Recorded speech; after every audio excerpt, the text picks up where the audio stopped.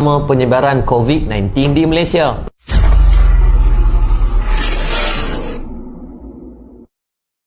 Assalamualaikum warahmatullahi taala wabarakatuh. Saya Muhammad Yaakob Yusra bin Muhammad Yusof daripada Murtadul Awal Center. Tuan-tuan, mutakhir ni negara kita didatangkan dengan ujian COVID-19 dan ramai pula orang yang sekarang ni menghalalkan lensa kameranya kepada untuk menyalahkan golongan tabligh. Pertamanya kita faham dulu siapa itu tabligh.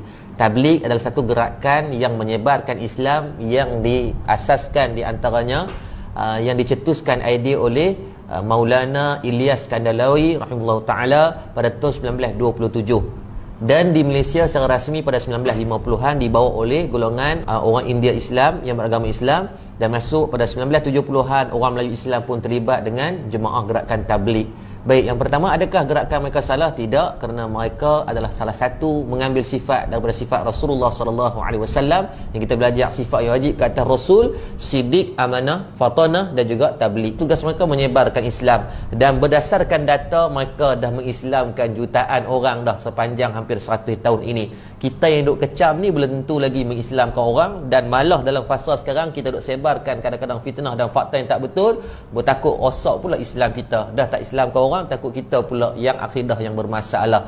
Baik, kita bukan buat video ni untuk nak backup mereka, tapi bukan nak backup siapa-siapa, memenangkan siapa. Malah saya pun bukanlah orang yang terlibat secara langsung dengan tabligh, tapi kita nak bagi fakta agar terselamat kita semua, insya-Allah. Yang pertamanya, netizen mula kecam berkaitan perhimpunan yang dilaksanakan yang dinamakan Ijtima' Jot Khudama dan Ulama Malaysia pada 28 Februari hingga 2 Mac.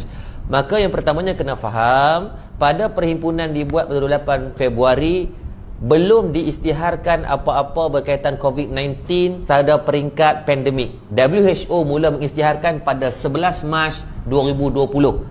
Maka perhimpunan ini in advance hampir 14 hari ataupun 13 hari lebih awal daripada pemakluman tersebut. Dan ketika himpunan ini dibuat, KKM pun belum mengeluarkan apa-apa arahan untuk menghalang daripada himpunan-himpunan yang berbentuk macam ni. Dan untuk makluman semua juga, pada 28 hari bulan, hari yang sama himpunan Ijtima' Seri Petaling ini berlakunya juga perlawanan bola di antara Piala Sumbangsi JDT menentang dengan Kedah. Walaupun Kedah kalah, saya sedih tuan sebab saya orang Kedah.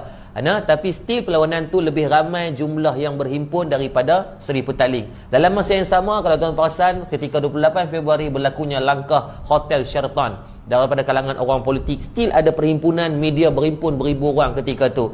Maka hari ini bukan kita nak cari kesalahan, tetapi kalau betul kita nak membantu dalam mengekang, sepatutnya kita mencari himpunan-himpunan yang berlangsung selepas daripada 11 hari bulan 3, selepas WHO mengumumkan pandemik dan KKM keluarkan arahan tidak boleh berhimpun. Still, kalau kita tengok ada satu perhimpunan di Sarawak namanya Rumpun Silat Sarawak, lebih daripada 1000 orang berhimpun untuk guru silat dan peserta-peserta silat. Bukan salah pada silat, tapi salah pada perhimpunan. Walaupun hang untuk guru silat, hang Muay Thai, hang ustaz, kalau COVID ni diserang, dia akan serang. Dia tak kira 3 line, 7 line pun dia sapu.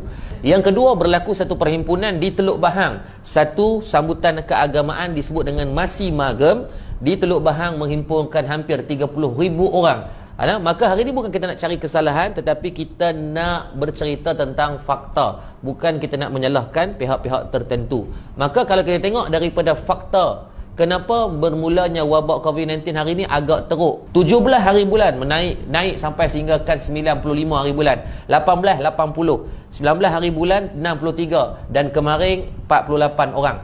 Tapi kalau kita tengok dari segi graf, Dr. Zulkifli Ahmad, bekas Menteri Kesihatan kita, di antaranya disebut kata daripada kluster tabligh dah mula berkurang, tetapi yang bahaya adalah kluster yang non tabligh yang dah mula meningkat naik, sehinggakan pada 20 Mac ada 82 orang yang positif.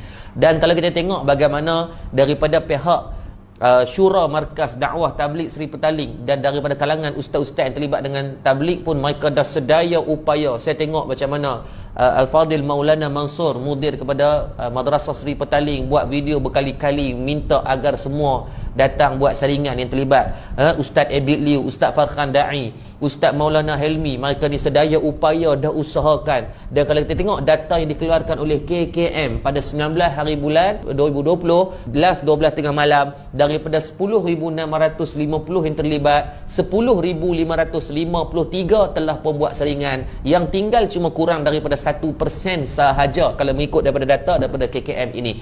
Maka sekarang bukan ruang untuk kita nak mengecam, tapi ruang kita nak cari titik persamaan untuk kita selesaikan masalah.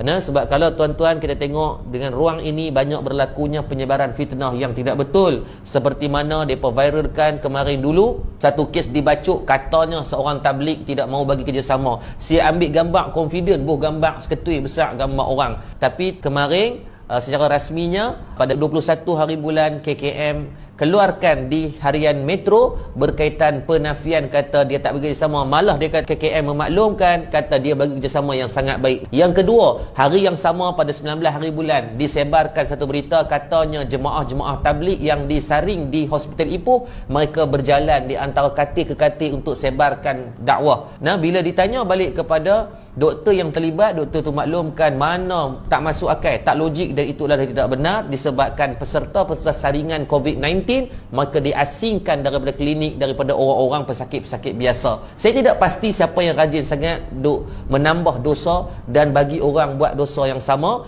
Jadi tolong hampir 50,000 orang yang dah sebarkan, lebih daripada 100,000 orang yang kecam. Maka tuan-tuan, cukuplah daripada kita nak menambah dosa sedangkan pahala kita tak tahu mana. Konklusinya hari ini tuan-tuan, daripada kita nak menambah kebencian, menambah derita, menambah sakit kepala orang, lebih baik kita mencari jalan penyelesaian yang terbaik agar semua menyebarkan rahmat dan kasih sayang daripada menyebarkan kemarahan orang ramai. Berimanlah dengan satu hadis Nabi SAW, la yu'minu ahadukum hatta yuhibba li akhihi ma yuhibbu li nafsihi atau kama qala, rawahu Imam Bukhari dan Muslim. Nabi kata tidak beriman seorang itu selagi mereka tak kasih saudaranya seperti dia mengasihi diri dia sendiri. Jadi kita kasih saudara sahabat-sahabat kita. Saya yakin kita duduk ambil sebagai muhasabah fasa wabak ini, kita berapa banyak kita dah baca Quran, berapa ramai telah kita Islamkan, berapa ramai yang telah kita solat jemaah, berapa kali kita telah berpuasa sunat, sangat sedikit. Maka ingat, virus yang lebih bahaya daripada corona adalah virus menyebarkan fitnah, virus tidak tabayyun daripada berita yang kita sebarkan. Selamat beramal, wabillahi taufik. Assalamualaikum warahmatullahi taala wabarakatuh.